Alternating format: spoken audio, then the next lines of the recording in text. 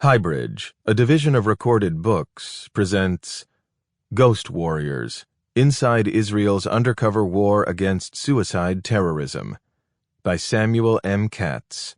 Read by Peter Ganim. Author's Note: The seventh of the 8 Arab-Israeli wars was fought between October 1, 2000 and April 30, 2008. It was the longest protracted conflict in Israel's brief and blood-stained history, and it was waged inside the West Bank and the Gaza Strip, as well as inside most of Israel's towns and cities. The battlefields weren't barren stretches of no-man's land where two armies clashed. They were cafes and city buses, shopping malls, and even children's bedrooms. Palestinian terrorist groups, Hamas and the Islamic Jihad, together with forces allied with the Palestinian Authority, perpetrated hundreds of suicide bombings and active shooter attacks against Israel's population centers. Thousands more attacks were foiled before the terrorists could reach their targets. The bloodshed resulted in 1,053 Israeli dead and nearly 5,000 wounded. The majority of Israel's casualties were civilians. There were 4,789 Palestinians killed during the war. The vast majority of the Palestinian casualties were combatants. The seventh of the 8 Arab-Israeli wars was the third bloodiest in Israel's brief but all too bloody history. Only the 1948 War of Independence and the 1973 Yom Kippur War resulted in more killed and wounded in action. Yet these years of carnage were never actually called a war. The tense and terrifying reality that was those horrible 8 years was known simply as the Intifada, the Palestinian colloquial term for uprising or shaking something off.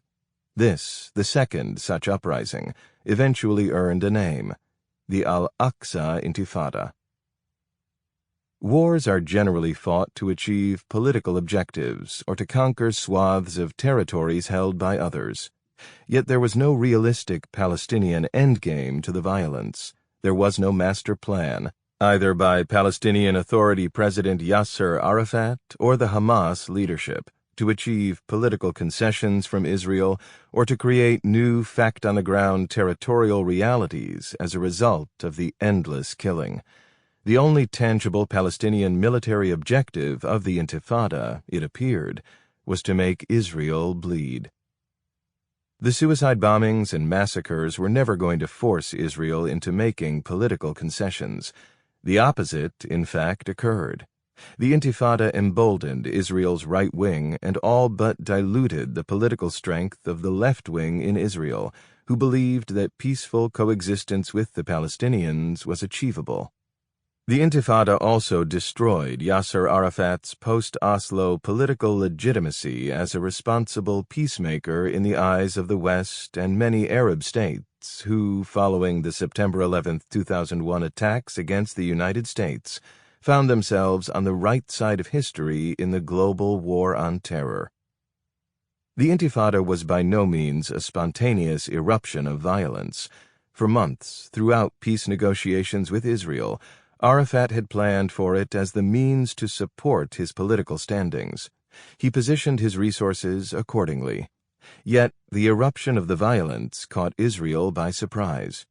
The 2 Israeli intelligence services responsible for counterintelligence and counter-terrorist operations against the Palestinians, Amman, or military intelligence, and primarily the Shin Bet, the internal security and counter-terrorist agency, had misjudged Palestinian intentions, underestimated their capabilities and rage, and dismissed the level of outside money, primarily from Iran and Hezbollah, that would ultimately fuel the bloodshed. But Israeli intelligence was operating in the dark for several years. When Israel withdrew from the West Bank cities and from the Gaza Strip as part of the Oslo Accords, Israeli intelligence services had lost their traditional bases of operations and day-to-day access with their agents and sources in the field. Israeli intelligence agents could no longer overtly run human intelligence sources inside the Gaza Strip and in the West Bank. Both Amman and the Shin Bet. Sample complete. Ready to continue?